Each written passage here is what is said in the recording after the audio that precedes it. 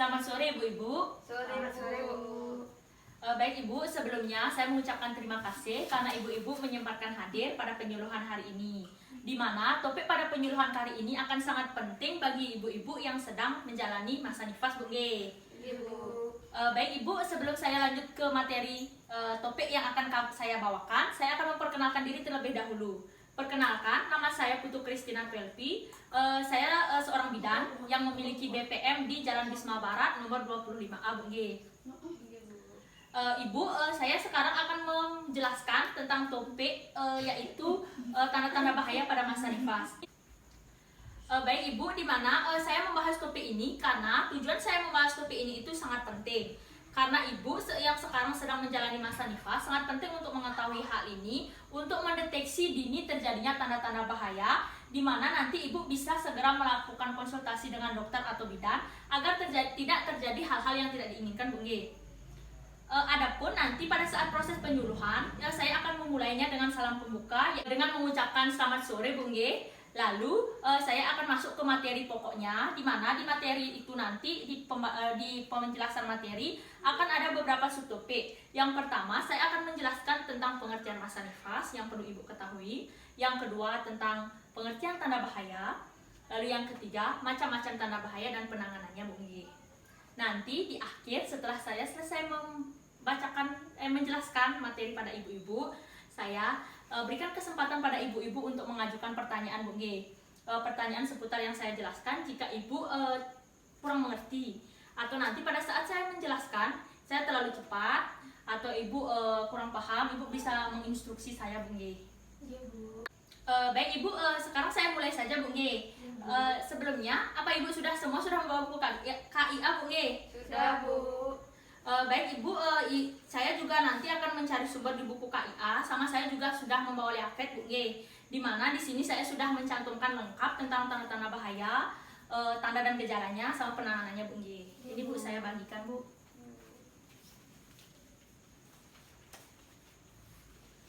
Baik Ibu bisa buka terlebih dahulu buku KIA sama leafletnya Bu G. Iya Bu. Ya Bu, ini benar, ini sudah di masa nifas. Ibu cari ini tentang masa nifas. Ini Bu G. Iya Bu.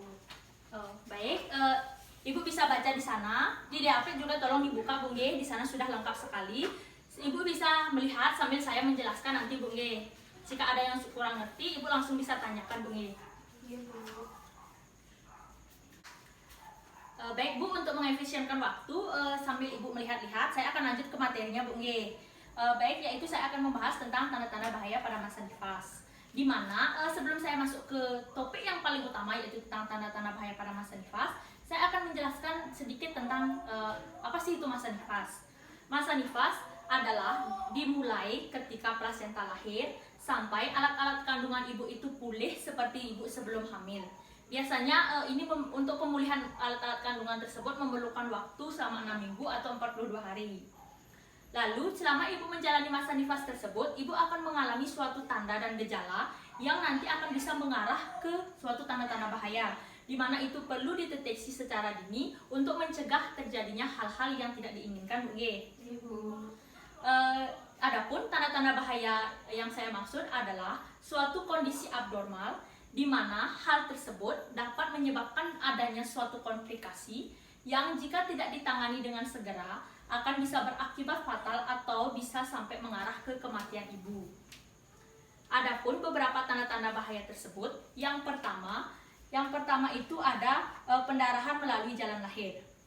Pendarahan melalui jalan lahir ini juga disebut sebagai dengan pendarahan postpartum, di mana pendarahan ini terjadi jika darah yang keluar itu sekitar 500 sampai 600 cc, yaitu sekitar jika ibu dalam sehari itu ibu ganti pembalut selama 10 sampai 12 kali dalam sehari.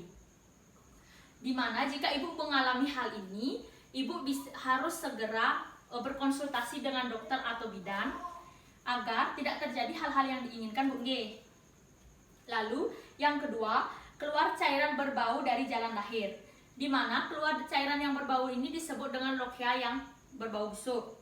Sebenarnya pengeluaran lochia pada masa nifas itu normal saja Bu G.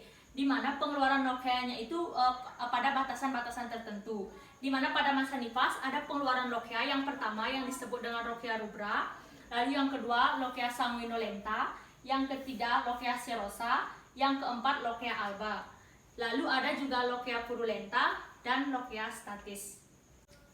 Tanda atau gejala terjadinya pengeluaran lokea yang berbau yang pertama, keluar cairan dari vagina ibu, di mana cairan itu berbau busuk dan berbau tidak sedap, Bu.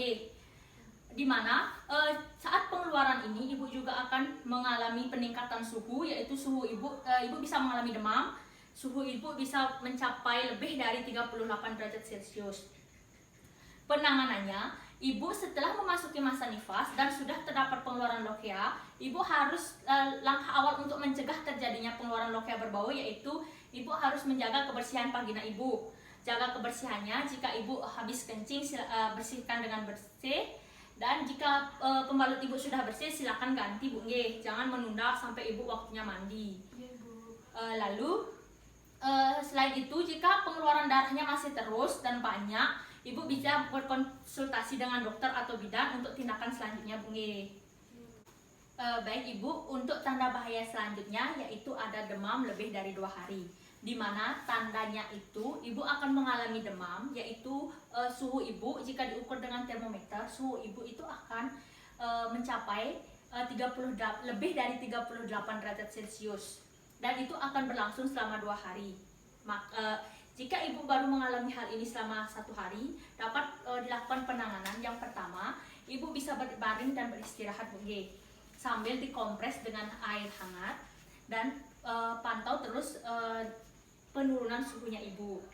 Ibu juga dianjurkan untuk memperbanyak minum air putih, Bu, karena ibu saat panas itu ibu akan sering mengalami dehidrasi. Lalu juga jika ibu mengalami syok atau panasnya tidak turun atau malah tambah tinggi, ibu dianjurkan untuk dirujuk ke rumah sakit atau ke dokter atau ke BPM juga boleh ibu untuk berkonsultasi dengan dokter dan bidan, Bu. Baik, untuk selanjutnya yaitu ada pucat dan lemas yang berlebihan, Bu. Di mana nanti ibu ini akan mengalami sakit kepala. Di mana sakit kepala ini ibu akan mengalaminya di beberapa bagian kepala saja, bisa di sebelah sini saja atau di sebelah sini.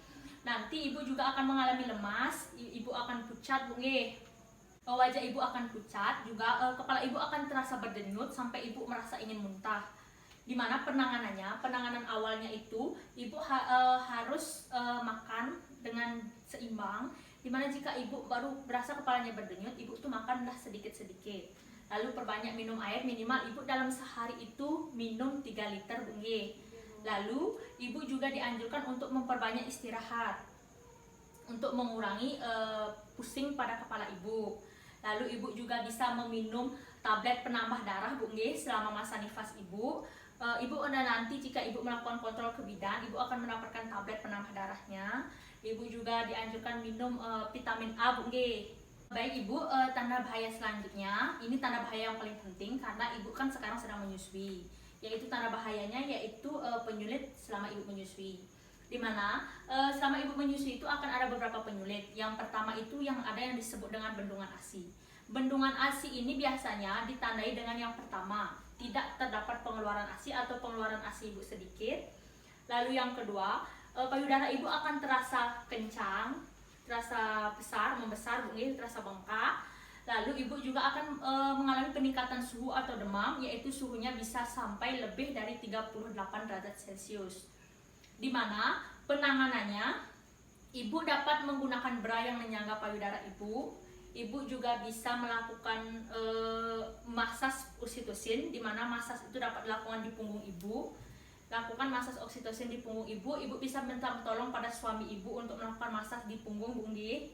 Ibu bisa mengatasinya juga dengan cara menyusui bayi ibu sesering mungkin. Maksudnya sesering mungkin itu ibu menyusui bayi ibu secara on demand, di mana itu tanpa jadwal, tanpa waktu, itu sesuai keinginan bayi ibu. Lalu ibu juga jika ibu merasa tidak nyaman dari saat ibu merasa demam itu, dan ibu merasa khawatir itu akan berdampak pada bayi ibu bisa konsultasi ke dokter. Nanti ibu akan diberikan pil paracetamol untuk menurunkan demam ibu. Lalu yang kedua itu ada masitis. Masitis itu payudara ibu akan terasa bengkak, memerah, sakit saat disentuh, dan masih terdapat pengeluaran nasi, Bu Nge. Untuk penanganan masitis ini, ibu juga dapat menggunakan bra yang menyangga payudara ibu. Ibu bisa menyusui bayi ibu secara on demand seperti yang saya jelaskan tadi, tanpa jadwal, tanpa waktu. Ibu juga dapat melakukan massage oksitosin juga bisa.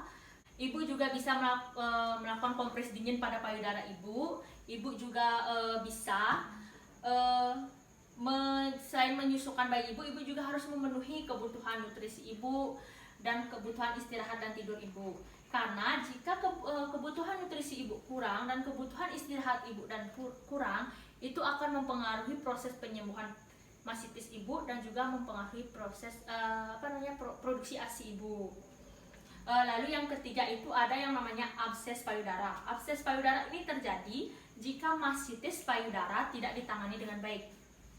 Abses payudara ini ditandai dengan adanya bisul, Bu. Ada bisul di payudara ibu, di mana di dalamnya itu terdapat nanah, dan nanti jika bisul itu pecah, itu akan terjadi pengeluaran nanah di payudara ibu.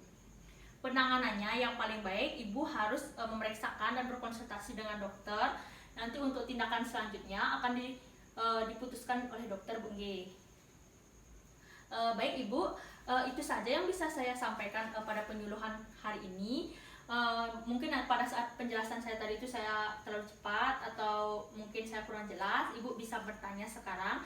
Saya mempersilakan dan memberi kesempatan pada ibu-ibu untuk bertanya terkait dengan materi yang saya jelaskan tadi. Baik, saya persilakan ke Bu. Baik Ibu, saya ingin bertanya nih ke Ibu. Baik Ibu Arlin, Ibu mau bertanya terkait apa, Bu Nge? Baik, tadi Ibu menjelaskan tentang lokia nih ke Ibu. Jadi ke saya Bu. kurang mengerti nih ke Bu, bagaimana nih ke ciri-cirinya Bu, warnanya nih ke Bu. Mungkin bisa dijelaskan nih ke Ibu. Ibu, saya tadi dapat menjelaskan tentang lokia, Bu Nge. Saya akan menjelaskan Bu Nge tentang ciri-cirinya. Yang pertama itu ada pengeluaran lokia yang namanya lokia rubra. Lokia rubra ini biasanya keluar pada hari pertama sampai ketiga, Bu Nge. Lokia ini itu akan berwarna kemerahan, Bu Nge. Berwarna kemerahan seperti darah menstruasi. Lalu yang kedua itu ada yang namanya lokia sanguinolenta. Lokia ini itu berwarna kemerahan, berwarna kekuningan, di mana di sana itu terdapat darah dan lendir, Bu Nge. Biasanya lokia ini keluar pada hari ketiga sampai ketujuh, Bu Nge, selama seminggu. Dari hari ketiga sampai seminggu ibu setelah melahirkan. Lalu yang ketiga itu ada yang namanya lokia serosa. Lokia serosa ini berwarna kekuningan, Bu Nge. Sudah tidak ada darah lagi atau tidak berwarna kemerahan lagi, tetapi berwarna kekuningan, di mana biasanya lokia ini itu keluar pada hari ke-7 sampai ke-14 minggu, Bu Nge. 2 minggu setelah ibu melahirkan. Lalu yang keempat itu ada yang namanya lokia alba. Lokia alba ini sudah berwarna putih, Bu Nge. Sudah berwarna putih, dari kekuningan menjadi putih. Ini biasanya terjadi setelah 2 minggu ibu mengalami persalinan. Setelah ibu selesai bersalin 2 minggunya tuh, Bu Nge. Setelah 2 minggu setelah ibu melahirkan. Lalu yang selanjutnya itu ini biasanya keadaan yang abnormal, Bu, yaitu pengeluaran lokia purulenta seperti yang saya katakan tadi. Pengeluaran lokia purulenta ini pengeluaran lokia yang berbau. Pengeluaran lokia yang berbau bisa bercampur dengan nanah, Bu Nge. Baunya itu tidak sedap. Lalu ada pengeluaran lokia statis. Ini disebut dengan lokia statis, yaitu kondisi di mana pengeluaran lokia ibu itu tidak lancar, Bu Nge. Baik Ibu Arlin, apa bisa dipahami, Bu? Bisa nih ke Ibu. Baik Ibu, terima kasih, Bu Nge. Untuk yang selanjutnya ibu-ibu yang lain, apa ada yang ingin ditanyakan lagi nih ke Bu? Baik Bu Bidan, saya ingin bertanya, jika payudara bengkak, apakah masih bisa menyusui Bu? Baik Ibu, saya akan mencoba menanggapinya, Bu Nge. Jika payudara ibu bengkak atau ibu misalkan payudara ibu itu terasanya sakit, ibu memang dianjurkan untuk sesering mungkin untuk menyusui, Bu Nge. Tetapi sebelum ibu menyusui itu, ibu dianjurkan untuk melakukan kompres hangat di payudara ibu atau melakukan massage oksitosin terlebih dahulu, baru ibu dianjurkan untuk menyusui, Bu Nge. Masih bisa menyusui, Bu. Kalau dengan kondisi bendungan ASI, di mana pengeluaran ASInya itu sedikit, ibu dianjurkan melakukan massage oksitosin terlebih dahulu sampai terdapat pengeluaran ASI. Baru setelah itu ibu dianjurkan untuk menyusui. Jika untuk masitis masih boleh untuk menyusui Bu, karena tidak semua bagian payudara ibu itu mengalami bengkak, mengalami terkena bakteri, nggih. Karena yang mengalaminya itu jaringan dari payudara ibu, untuk salurannya tidak, nggih. Jadi ibu masih dianjurkan untuk menyusui Bu. Sekian itu Bu yang bisa saya tanggapi. Apakah ibu mengerti nih Bu? Iya Ibu, saya mengerti Bu. Baik Ibu, terima kasih Bu Laksmi. Lalu untuk ibu yang lain, apakah ibu ingin bertanya nih Bu? Ibu, saya mau bertanya. Akhir-akhir ini saya sering bangun di malam hari nih ke Ibu, karena saya menyusui bayi saya. Lalu Ibu tadi menjelaskan kalau dalam ibu nifas itu harus memenuhi kebutuhan istirahat tidur. Bagaimana nih Bu memenuhinya? Sedangkan saya pada pagi harinya itu bekerja nih Bu. Oh, baik Ibu. Ibu kan berarti kekurangan tidur mungkin. Ya. Cara mengatasi kekurangan tidurnya itu, jika di malam hari Ibu mengalami kekurangan tidur, Ibu bisa memenuhi kebutuhan istirahat dan tidur Ibu itu di siang hari. Misalkan jika Ibu di siang hari itu melakukan pekerjaan rumah tangga, Ibu bisa minta bantuan pada mertua Ibu untuk membantu Ibu melakukan pekerjaan rumah tangga agar Ibu memiliki waktu luang untuk istirahat. Selain dengan mencari waktu luang, Ibu juga bisa saat bayi Ibu tertidur, Ibu dianjurkan untuk tidur juga Bu. Jadi saat bayi Ibu tertidur, Ibu bisa tidur juga.